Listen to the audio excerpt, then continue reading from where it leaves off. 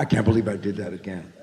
Well, after a while, you're going to start believing what happened. Yes.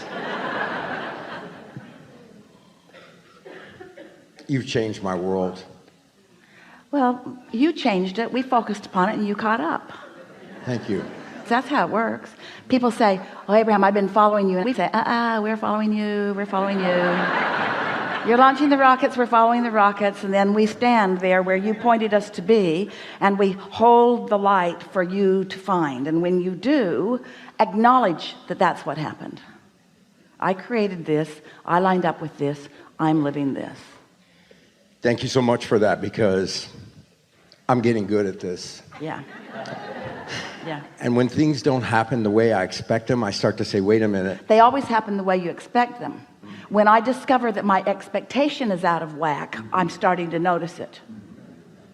When I let life train me into expectation that is bogus, I'm starting to notice that. Let's use expectation in the real way. I get what I expect. It's never other than that. I expected to get called up here today. Yeah, obviously. It's easier for you the second and third and fourth time. The audience hates you for it because it feels like injustice. So when positive things happen which induce positive expectation, that's why things, the better they get, the better they get, the better they get, the better they get. It's also why the worse they get, the worse they get, the worse they get, the worse they get. So what we're asking you to do is to expect outside of what's happening. It's easy to get called on and then expect it again. The hard thing is to not ever have been called on and then get called on. The hard thing to do is to expect around the reality that has your attention. And that's what we talk about all day, every day, isn't it? Find a way to care so much about the way you feel that you're not willing to think a thought that doesn't feel good, even if it makes the most sense. I've never had any money. Nobody I know has ever had any money. My family's never had any money. Therefore, I don't expect to have any money. Well, that's not helpful.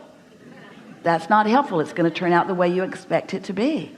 So you've been taking this in. Of course. So what is it you want to talk about here and now? What's new for you? I want to get better at the fine-tuning of my desire, my expectation, and all of that. I have started to realize that I can manifest things almost instantaneously with just giving it a passing thought. Oh, I'd like to have that. On things that you haven't practiced otherwise. If it's a new thing that you don't have an expectation about, the universe will deliver it to you nearly immediately because there's no push and pull going on in you. But if it's something that you've wanted for a while, so you've got some expectations that are pushing it away while your words are trying to pull it to you, that's what you want to be aware of. And your emotions are what tells you about that. So here's our encouragement. Stay off those subjects. Don't try to teach yourself on the subjects that are difficult. Teach yourself on the subjects that are not difficult, which means choose new subjects. Choose new subjects. Universe, today I would like to see evidence of happy people. Universe, today I would like to see evidence that you know what I've been thinking about. Universe, today I would like to see obvious motion forward for me on something where I haven't been moving forward on before. Universe, today show me progress about something. Now, you see, the way the question is pointed, it's so vague you're not blocking it. You're general enough that you're not blocking it. But when the universe shows you this and this and this and this and this and this and this and this and this, you'll remember. In other words, the way your expectations change is when you ask for something that you really don't quite believe, but your ask is clear enough and you're not believing is foggy enough that the universe can give it to you. That's how you bridge your expectations. And after a little while, you'll begin to feel invincible. Absolutely invincible. You can change the weather. You can rendezvous with everything that you want. There's nothing outside of your ability to modify it in the direction of your desire. I have to tell you that my whole life, particularly when I was a child, I knew that this was a thing. I knew that this was a thing. When I would see movies like Harry Potter or things with magicians or things like that, I knew that there was something to that. I knew that there was something to, I can create from my mind.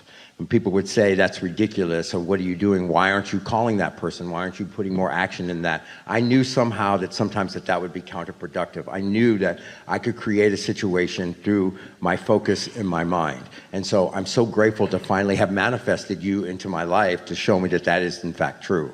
I had given up on a lot of things coming in my life. And by the way, I'm an actor too. It seems to be a theme today.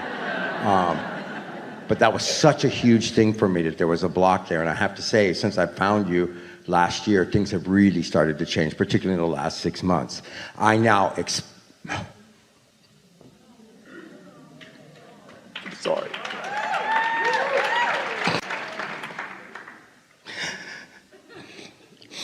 I have begun to expect my dreams to come true again.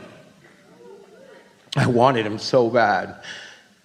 But I realized that wanting them so bad almost made them out of reach. So now when I think about my desire to get a role or be on a show or whatever, I try to, and you'll tell me if this is correct or not, I try to bring that down to something that is closer to something that I manifest like that.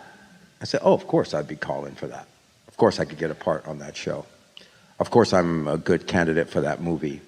And that actually has started the gate to open where people are calling me in. When my agent tells me about a project, I will say to myself, and I don't say it to him, I'm going to get called in on that. I'm going to get called in on that. And I follow the impulses that come to me when I'm feeling good.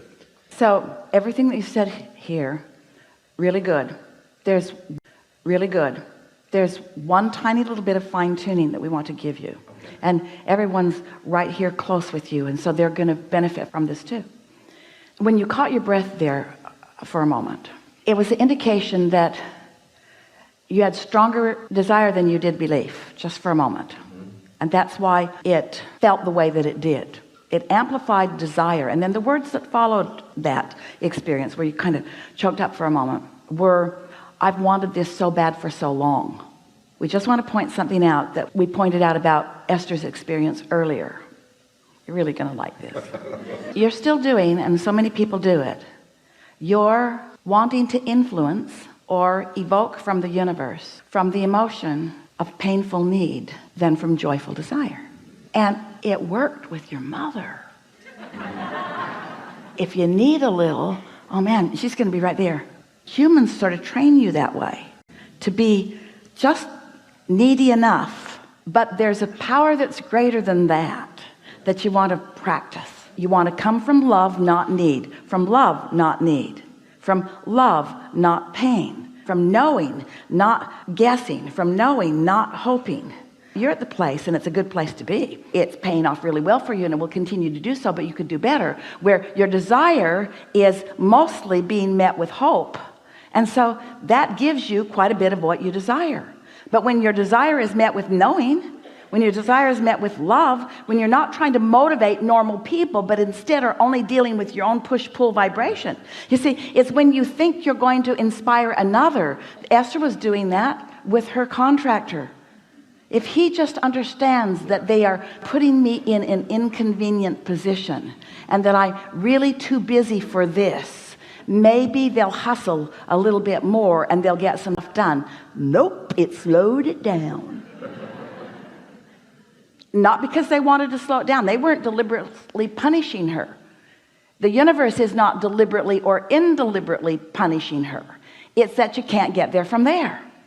So it's from your pure desire and expectation that it be satisfied. But you see, you don't want to appear to be that arrogant. Because when you're sure of yourself, lots of other humans who aren't sure of themselves are offended by your sureness. That's why when you hear the stories from the actors, they are so ready to tell you about their struggle.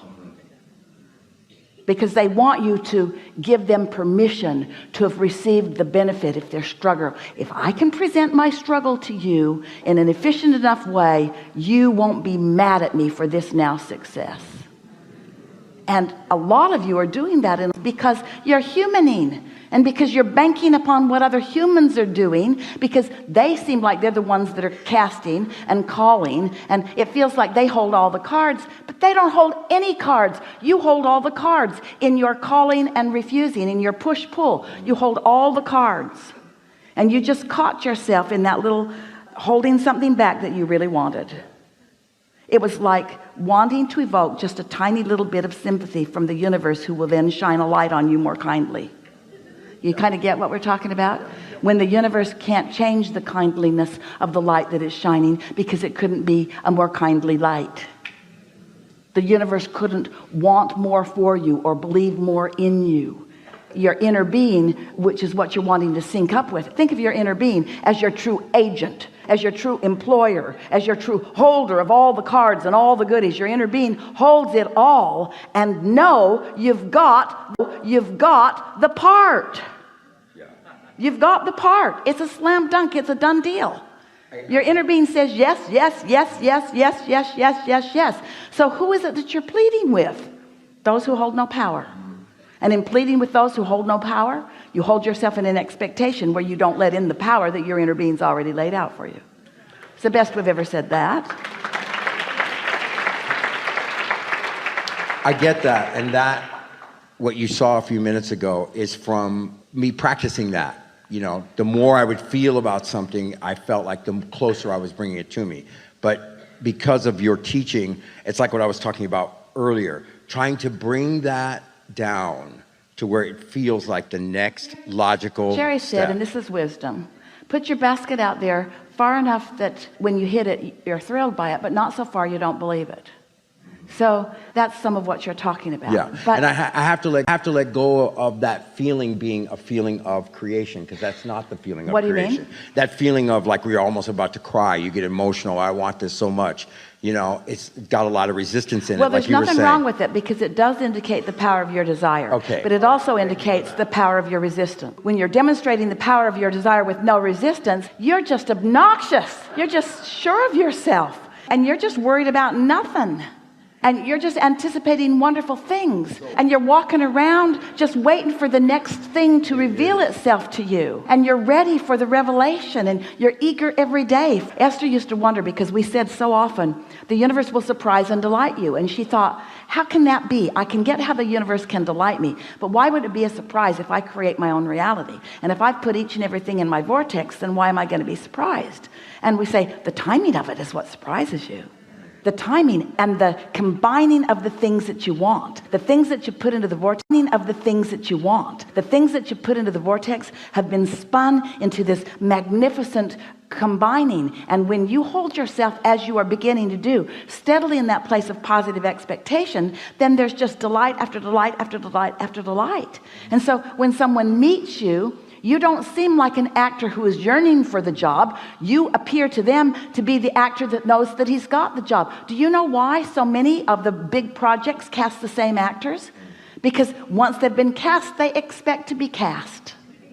So it seems like they only pick from them, or they mostly pick from them. But it's a vibrational thing. It's not like that. It's a vibrational thing. Of course, it's easier to expect it when it's happened to you. We started this conversation with those words. But you can, by understanding the laws of the universe and by demonstrating to yourself all day, every day, that you hold all the cards, you can then be that person who just expects things to go the way you want them to. And to the guy that's doing the gas pipe, and to everybody else that's involved in any project that has anything to do with her, things always work out for me. So we're going to have a lot of fun together. Things always work out really well for me, and I bet they work out really well for you too. And want to be fun for things to work out for the two of us while we're involved with each other. Isn't that a nice way to be?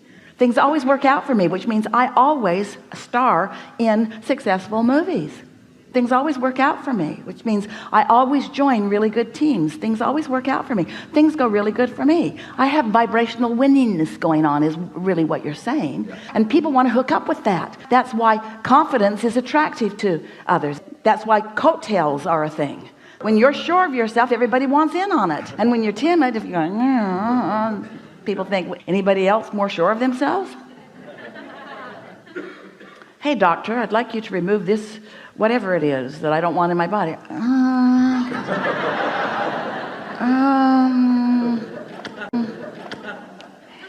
I might move on to someone more confident.